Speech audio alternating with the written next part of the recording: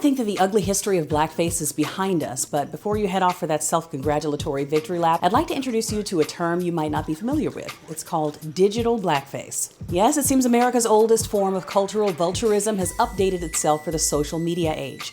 What is digital blackface, you ask? It is the increasingly common practice of using the cover of online anonymity to disguise your true identity by playing racial dress-up. I'm Dara Starr Tucker, and this is The Breakdown.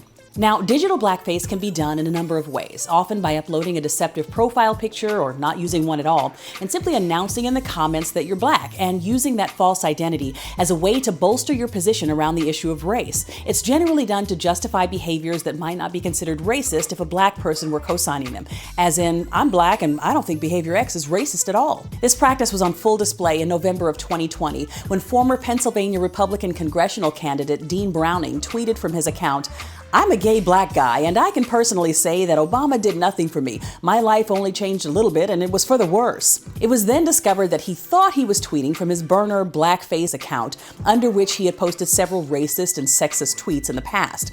He offered a convoluted explanation for the whole debacle, but the damage had already been done, and he lost his primary bid. This is perhaps the most extreme example of something that happens on a much smaller scale quite often on social media.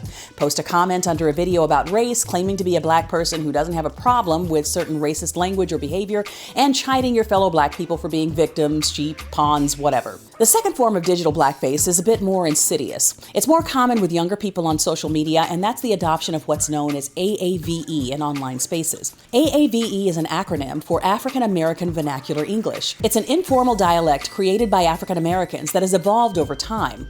It contains a lot of the slang that ends up being popularized once it hits the mainstream. As with real-life blackface, the commenter isn't necessarily trying to present themselves as an actual black person. Nowadays, they adopt the language or cadence of African Americans to appear more edgy or street smart than they actually are. In short, they do it because it's cool. The third form of digital blackface is usually done innocently enough. It has to do with the use of emojis or GIFs of African Americans to express various emotions online.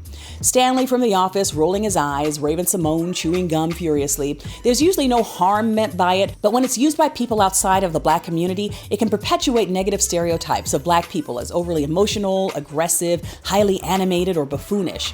There is a direct through line to the era of minstrelsy, where black people were used as stand-ins to express a broad range of emotions that white people weren't comfortable expressing themselves.